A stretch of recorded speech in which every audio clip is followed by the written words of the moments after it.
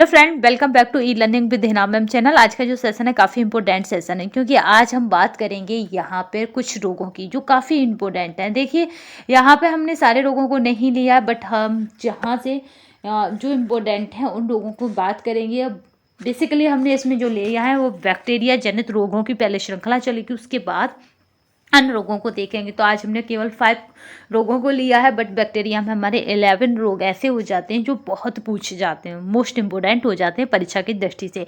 But यहाँ पे एक क्वेश्चन बनेगा जो आपका कोविड से बनेगा। जाने आने वाले टाइम में एक क्वेश्चन यहाँ से बन सकता है कि कोविड महामारी है। ठीक है, याद रखिएगा, कोविड क्या है? महामारी है। इसको महामारी किसने कहा था? तो याद रखेंगे, WHO ने कहा था। कोविड को महामारी घोषित किया था WHO ने।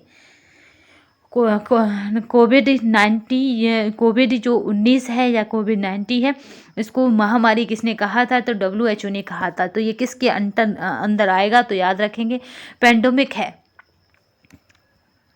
देखिए, यहाँ पे एंडोमिक, एपिडेमिक और पेंडेमिक।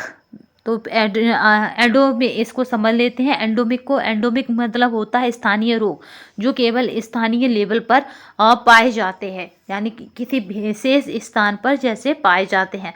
सपोज अगर यहाँ पे बात करते हैं कैसे, तो ये स्थानीय रोग हैं, ये किसी क्षेत्र विशेष में ही पाए जाते हैं। जैसे घेंगा। घेंगा क्या है? पहाड़ी लोगों में अधिक होता है। घेंगे का मतलब होता है गले का जो स्थान है, यानी आपका जो गर्दन है, ठोड़ी और गर्दन के बीच, यानी आपका जो माउथ, इस तरह से इसे डिजाइन कर सकते हैं। यानी ये चेहरा हो गया, इस तरह ये आपकी गर्दन है, यहाँ पे एक पुआ सा लटक जाता है, जो घेंगा रोग होता है। ये पहाड़ी लोगों में अधिक होता है, क्योंकि ये आयोडीन की कमी से होता है। तो ये कैसा रोग है? अगर पूछा जाए घेंगा कैसा रोग है, तो स्थानिक रोग है, यानी एंडोमिक रोग है। अब बात करते हैं एपिडेमिक की। तो ये क्या है? जनपादिक रोग है, यानी कुछ क्षेत्रों विशेष राज्यों में होता है, कुछ देशों में होता है, राज्यों में होता है, फैला हुआ होता है। जैसे प्लेग। प्लेग क्या था? महामारी था, बट ये महामारी ना होकर किसी विशेष देश और राज्य में फैला था उस टाइम। ठीक है, तो प्लेग क्या है? ये कैसा रोग है प्लेग? तो याद रखेंगे, ये जनपादिक रोग है। और किसके माध्यम से फैला था? तो याद रखेंगे, चूहों, क्योंकि इसको फैलाने वाला जो वाहक था वो चूहों के ऊपर रहता था शरीर पर। एंडोमिक की अगर बात की जाए, एंडोमिक की, तो ये क्या? एंडोमिक का मतलब होता है महामारी। महामारी कौन सा रोग है? तो याद रखेंगे, कोविड-19 क्या है? महामारी के इसको संज्ञा दी गई है, क्योंकि ये पूरे विश्व में फैला था। 2019 की शुरुआत में आया और पूरे विश्व में 2020 में ये पूरी तरह फैल गया देखते देखते। ठीक है, तो ये महामारी की संज्ञा दी गई है। और स्नाई फ्लू, ये भी आपका महामारी के अंतर्गत रहेगा। चलिए नेक्स्ट देखते हैं यहीं पे। अब बात करते हैं, हम देखेंगे आज बैक्टीरिया से होने वाले रोग, यानी जीवाणुओं के बारे में हम बात करेंगे। तो यहाँ पे अगर बात की जाए, तो सबसे पहले जो लिया गया है वो है टीबी, जिसको कहते हैं ट्यूबरक्लोसिस। ठीक है, इसको क्या कहते हैं? तो इसको कोष डिसीज़ भी कहते हैं, इसको तपेदिक भी कहते हैं, और कहीं कहीं पर कुष्ठ भी कह देते हैं। और तपेदिक और कुष्ठ, यहाँ पे जो तपेदिक और कुष्ठ हैं उनके भी सिम्टम इसी तरह से होते हैं। बट यहाँ पे हम जो बात कर रहे हैं, केवल आप याद रखेंगे, ट्यूबरक्लोसिस की बात कर रहे हैं, पूछा भी इसी नाम से जाता है।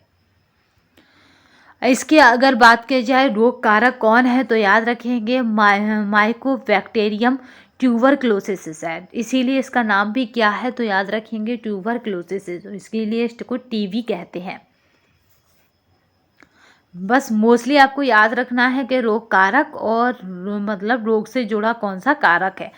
अब देखते हैं संक्रमण। रोगी के संपर्क में आने से दूषित जल एवं भोजन से, अगर इससे कोई व्यक्ति रोगी से ग्रसित है रोग से, तो आप उसके संपर्क में आते हैं, दूषित जल या भोजन लेते हैं, तो ये हो जाता है। अगर लक्षण की बात करें, तो मुख्य रूप से श्वसन पथ एवं फेफड़ों में संक्रमण होता है, जैसे जुकाम में हो जाता है, ये इसके लक्षण। अगर टीके की बात की जाए, तो यहाँ पे BCG का टीका, यानी बैसिलस कामेट ग्वेरिन जो है वो काफ़ी इम्पोर्टेंट होता है। मुझे लगता है हमें बोर्ड के थ्रू ही इसे पढ़ाना चाहिए टॉपिक को। तो चलिए, जब हम बोर्ड पे पढ़ाएंगे तब इसे दोबारा पढ़ा देंगे। उपचार की अगर बात की जाए, तो यहाँ पे देख लेते हैं उपचार, और इसका जो मोस्ट इम्पोर्टेंट रहता है वो रहता है परीक्षण। मेटॉक्स टेस्ट बहुत पूछा जाता है कि ये किसका टेस्ट है, किस रोग का परीक्षण होता है मेटॉक्स टेस्ट से, तो याद रखेंगे टीबी रोग का परीक्षण होता है। एंटीबायोटिक्स उपचार में याद रखेंगे, बस यहाँ पे 3 पॉइंट याद रखने हैं, परीक्षण याद रखना, उपचार याद रखना है, ठीक है। और क्या याद रखना है, केवल रोग कारक यानी किससे होता है, तो याद रखेंगे मायोको बैक्टीरियम ट्यूबरक्लोसिस। अगर बात करें उपचार की तो ये क्या है, एंटीबायोटिक्स और एमडीआर थेरेपी और डॉट्स बहुत फेमस है और अभी ट्रेंड में भी चल रहा है गवर्नमेंट के थ्रू।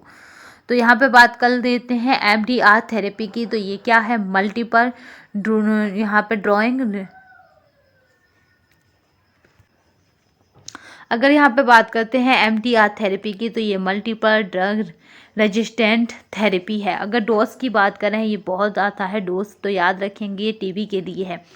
तो डॉट्स की बात करें तो डॉट्स क्या है, direct observation treatment short course, ठीक है। इसमें क्या होता है कि यहाँ पे आपको ट्रीटमेंट दिया जाता है। चलिए नेक्स्ट देखते हैं। अगर नेक्स्ट देखते हैं तो नेक्स्ट रोग हमारा है टाइफाइड।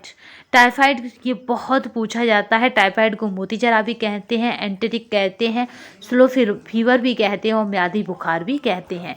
इन नामों से इन्हें जाना जाता है। रोग कारक का अगर बात की जाए तो केवल रोग कारक पूछा जाता है। टाइफाइड का याद रखिए टाइफी। आपको देखिए यहाँ पे सबसे अच्छी बात यह है कि आपको जिससे ये होता है वो नाम इसके आपको पीछे या आगे उस टर्म में यूज होगा। बैक्टीरिया जनित जितने भी रोग हैं उनके मोस्टली नाम वही हैं जो उस बैक्टीरिया का नाम है। तो याद रखेंगे कि जो जीवाणु जनित यानी बैक्टीरिया जनित जीवाणु जनित, याद रखें बैक्टीरिया बोलें तो भी एक ही बात है, जीवाणु बोलें तो भी एक ही बात है।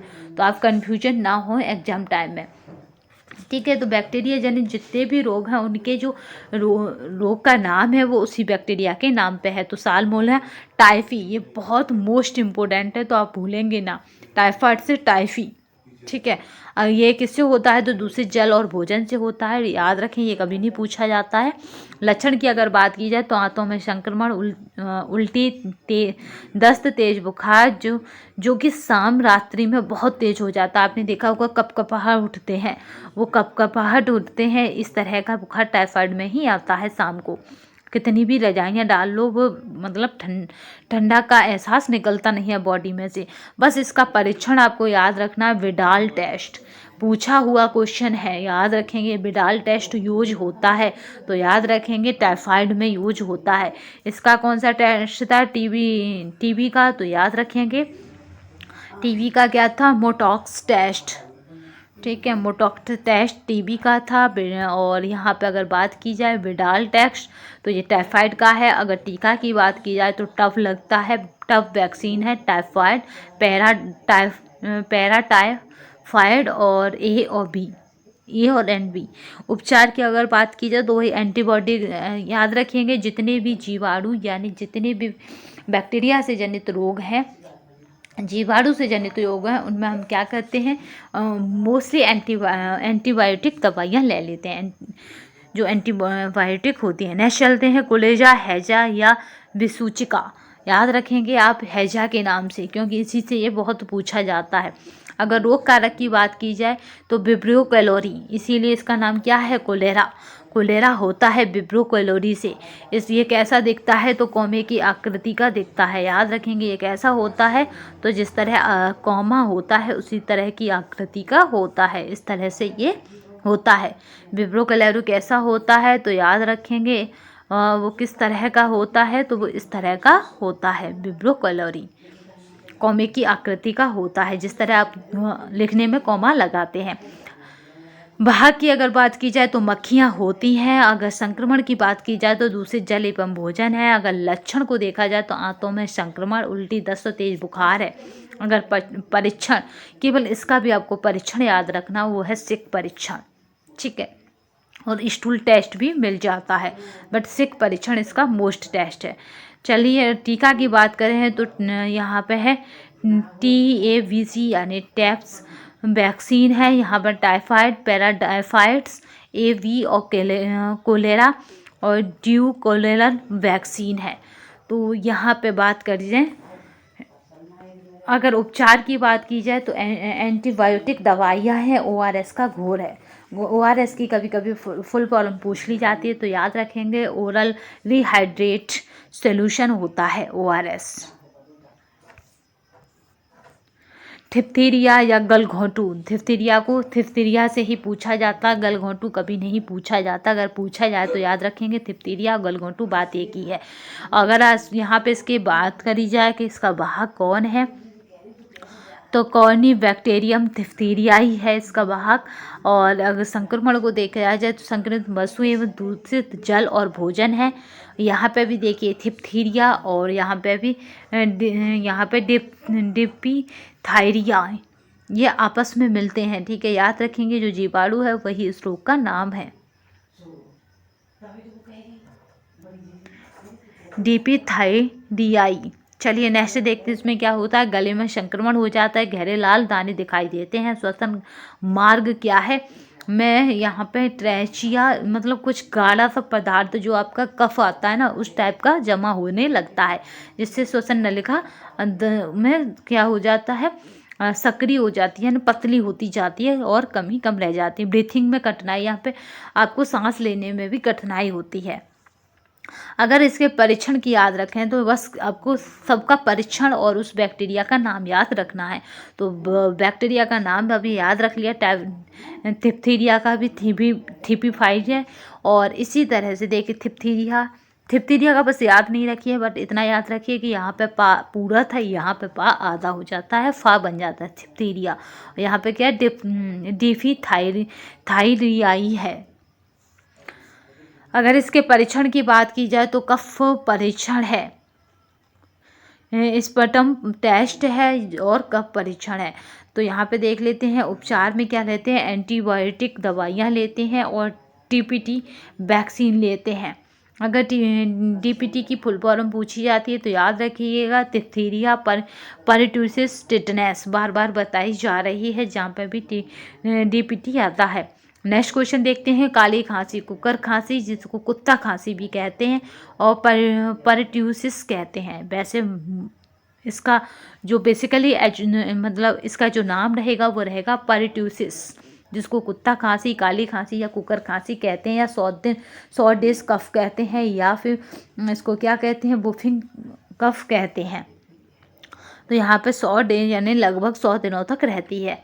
यहाँ पे हीमोफिल्स परट्यूसिस से होती है या फिर है वॉर्डेला परट्यूसिस से होती है, मगर कुल मिलाकर इसका नाम भी परट्यूसिस है और परट्यूसिस बैक्टीरिया से ये होती है।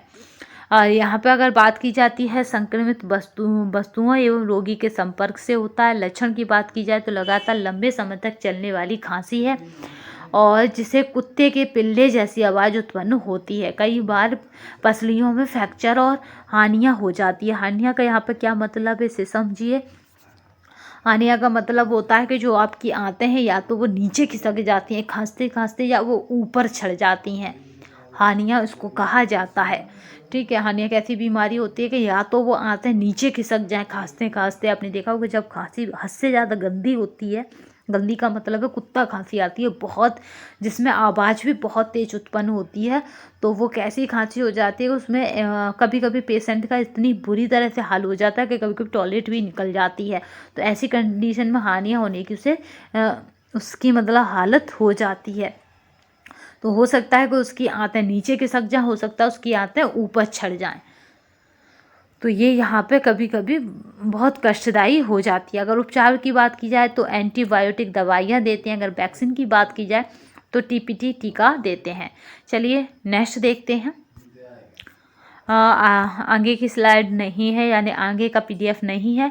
आज हमने केवल और केवल 5 बीमारियों को देखा बैक्टीरिया की, अभी 5 से 6 बाकी हैं जिन्हें हम नेक्स्ट क्लास में देखेंगे। और आई होप यही वाली क्लास आपको जब भी बोर्ड पे पढ़ाएंगे तब दोबारा फिर कवर करा दी जाएगी, तो परेशान नहीं होना। बट यहाँ से एक क्वेश्चन बनेगा तो याद रखेंगे, यहाँ पे पेंडेमिक है, कैसा है कोविड-19, तो ये महामारी है। वैसे भी याद रहना चाहिए कोविड को क्या कहा गया था, महामारी। किसने कहा था, WHO ने, याद रखेंगे। WHO ने कोविड को महामारी घोषित किया था। तो आज के लिए बस इतना ही। नेक्स्ट सेशन में फिर मिलेंगे, तब तक के लिए धन्यवाद। वंदे मातरम, जय हिंद।